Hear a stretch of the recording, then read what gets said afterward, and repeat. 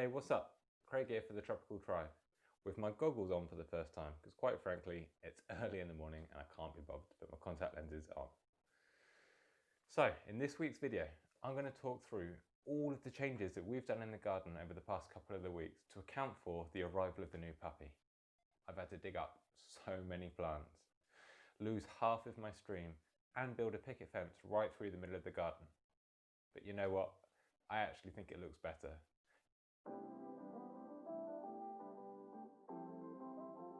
So I started by taking out the stream. It broke my heart because it's only been in 2 or 3 years. But I've learned recently that things come and go and gardens adapt as your needs of the garden change. And we needed a dog safe area. And the stream, really, these top 2 pools of the stream that we're removing, they always filled up with algae. And in the end, the water wasn't flowing into those parts. I only had it flowing into the lower parts of the stream because they were always evaporating away. And we had much less water loss when I just used the lower half of the stream. So it's not all bad. So to start taking the stream out came the sledgehammer. Remember, I covered the stream in concrete as well as pond liner and underlay, just to dog proof it in case we ever got the dog, which we now have. I didn't realise getting a dog meant that I'd have to smash up the concrete, so much rubble came out. And when you're swinging a sledgehammer around in a muddy puddle full of pond sludge, it gets messy. My face was absolutely covered, my glasses were covered. I looked ridiculous. I had bright yellow marigolds on because there was some creepy crawlies in the pond that I didn't want getting into my hands. I was just dripping in sweat because of the ridiculously warm weather we've had.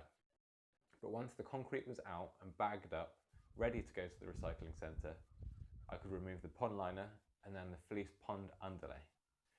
All I did was cut it back to what the final length of the new shortened stream is going to be, and then folded it back on itself so that once I start the water flowing again, it will be fine. It's still all watertight, and thankfully that's worked. This new shorter stream is watertight and functions fine, but it is full of crud from where we've been digging this up, so I need to give it some love. I need to tidy it up and clear the lower half out to get it functioning really well again. The next thing I had to do was remove all of the planting. My raised bed on the left-hand side of the garden was packed full of edibles and exotic plants, but as part of this makeover, half of it had to go. So I dug out my courgette and harvested all of the courgettes that I could. I dug out my echiums, I dug out my alstroemeria. While it was in full flower, that was painful. But I gave them to my mum and my sister, who both have tropical styled gardens, and I think I'll do a tour of theirs, and we'll see when I do these tour videos whether you can spot any of the plants that were rescued from my garden. On the right hand side of the garden, there's a narrow bed that flanks the garden path to the back garden gate. And there was a lovely euphorbia in there. Euphorbia John Phillips, cross pasteurei. Everybody asked about that plant. It's amazing for evergreen foliage, great big flowers. I took plenty of cuttings and I've shared them, so I've got friends and family who also grow it now. So I felt safe to dig mine out, because if I ever have the space to have one again, I've multiplied the stock and I've got plenty of people who are now growing it too, so that I can take cuttings from theirs, hopefully. As long as they remember I gave them the plant, it's fine.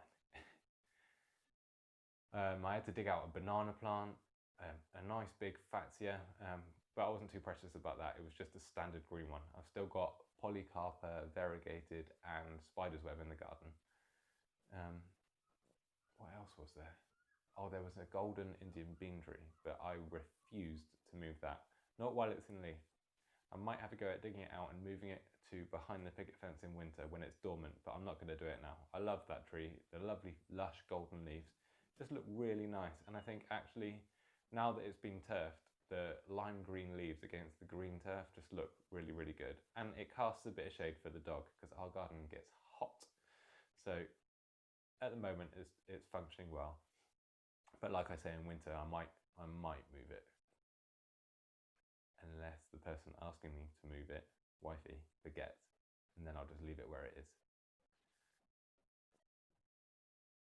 Again, all of the plants that were in that bed went to my mum or my sister, and we sorted out the patio as well, because we're going to try and get a Mediterranean feel in the patio. So the fig tree that was at the back of the garden is now on the patio, and we're training the grapes across the wall. So we should have a load of Mediterranean veg and foliage in this warm, sun-baked patio turfed area that the puppy can play in. But behind the fence, I'm actually impressed with how well it coped. Considering that the front half of the garden was absolutely smashed up and it was mud and it was stressful and it was messy, the back half now looks even better because, like I said, it's set off against that clearing of the turf and the open space.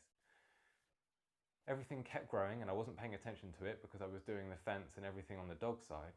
So now that I can look at it again, it's nice to see the plants have doubled in size again. There's flowers out that I didn't see. There's even tropical begonias that I left out all winter that are showing signs that they're starting to pop up again.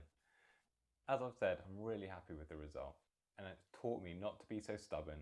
Don't be so precious. Remember, I'm sharing my garden.